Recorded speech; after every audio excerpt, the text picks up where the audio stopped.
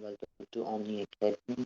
और आज का जो हमारा कॉन्स्टेंट वेबिनार टाइटल है ISO 14001 एनवायरमेंटल मैनेजमेंट सिस्टम, तो हम शॉर्ट फॉर्म में EMS कहते हैं।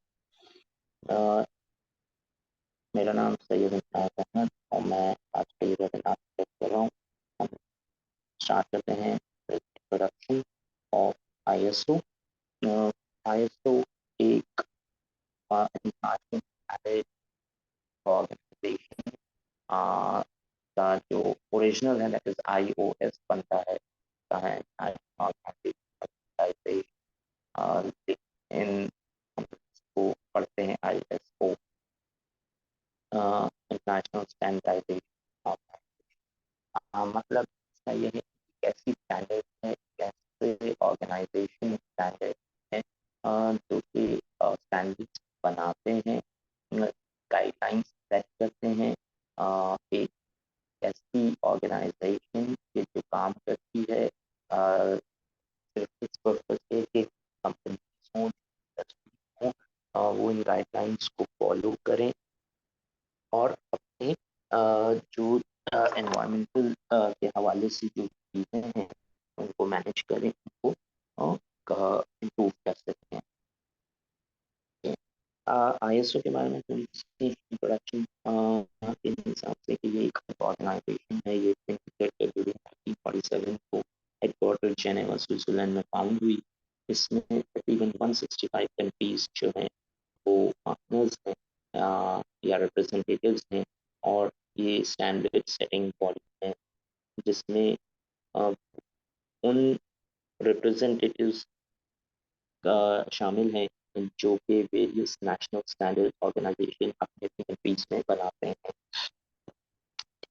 ये ऑर्गेनाइजेशन जो है वर्ल्ड वाइड टेक्निकल, इंडस्ट्रियल और कमर्शियल स्टैंडर्ड्स बनाती है depending on product and services के हिसाब से। 14001 पे आ जाते हैं जो कि एनवायरमेंटल मैनेजमेंट सिस्टम है, जो प्लेटफॉर्म में EMS भी कहते हैं।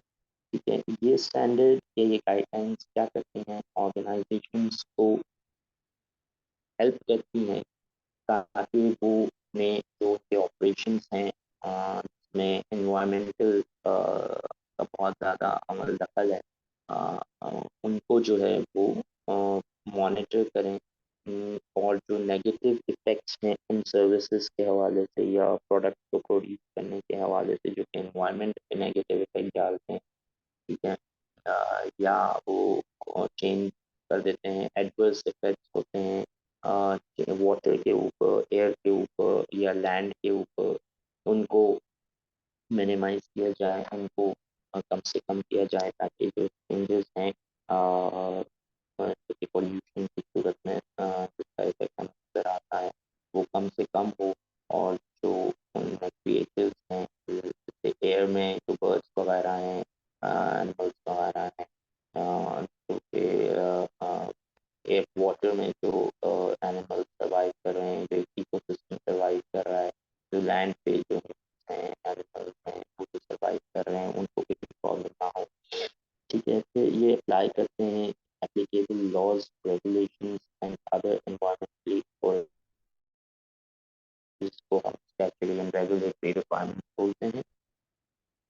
और फिर हम अपने आप को कंटिन्यूअली इम्प्रूव कर सकें प्रोसेसेस में ताकि हम चीज़ों को मिनिमाइज कर सकें जो नेगेटिव इफेक्ट डालते हैं हमारे ऊपर। नेक्स्ट मैं आ जाता हूँ कि ट्रेनिंग पोस्ट ऑडियंस कौन होनी चाहिए। ट्रेनिंग पोस्ट ऑडियंस जो है वो लोग होने चाहिए या वैसे इंडिविजुअल्स होने चाहिए जो कि नॉलेज हासिल करना चाहते हैं एनवायरमेंटल मैनेजमेंट सिस्टम के हवाले से कि वो किस तरीके से ये स्टैंडर्ड काम करता है और अपना वो करियर बनाना चाहते हैं एनवायरमेंटल मैनेजमेंट। बेनिफिट्स क्या है कोर्स के? मैंने जैसे बताया कि हम अपने ऑपरेशंस को मिनिमाइज कर सकते हैं, अपने ऑपरेशन की नेगेटिव इफेक्ट्स को मिनिमाइज कर सकते हैं इस गाइडलाइंस को फॉलो करते हुए। इसके इस कोर्स को लेने से आपको जो मेथड्स हैं, जो टेक्निक्स हैं, जो अप्रोचेस हैं वो EMS 14001 को इम्प्लीमेंट करने के डिफरेंट इंडस्ट्रीज में उसमें हेल्प मिलती है।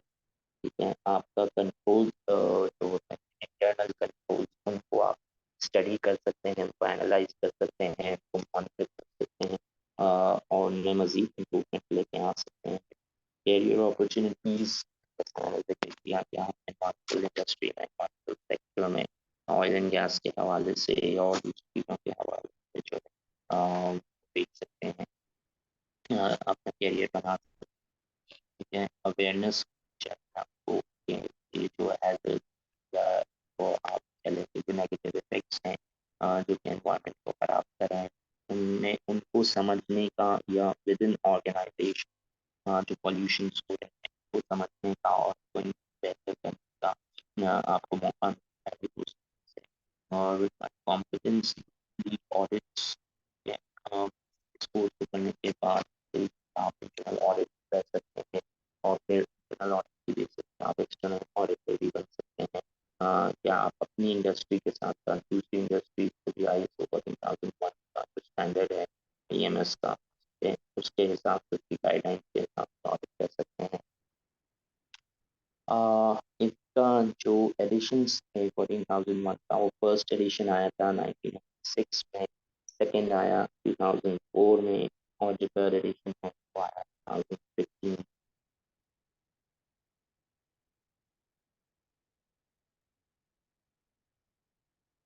अच्छा जी, यहाँ पे मैंने मेंशन की है वो लिस्ट जो कि एक सीरीज है ISO 14000 स्टैंडर्ड्स की जिसमें 14001 क्या करता है, 14004 में कौन सी गाइडलाइंस होती हैं, 14005 में कौन सी गाइडलाइंस हैं, 14006 में, 14015 में, 14020 टू 25 में, 14030 में।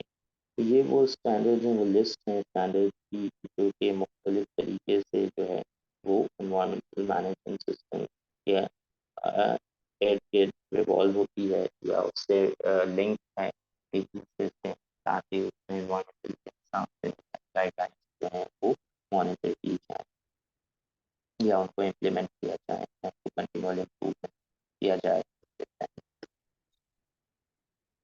अच्छा जी, आखिर पे ये यहाँ पे कॉन्टैक्ट नंबर्स हैं, कॉन्टैक्ट डिटेल्स हैं और देखने की आपका कोई भी सवाल हो इस कोर्स के हवाले से आप हमसे रब्ता कर सकते हैं एंड जब सवाल आप पूछ सकते हैं कि आपको मज़ीद जो है गाइडलाइंस दे दी जाए।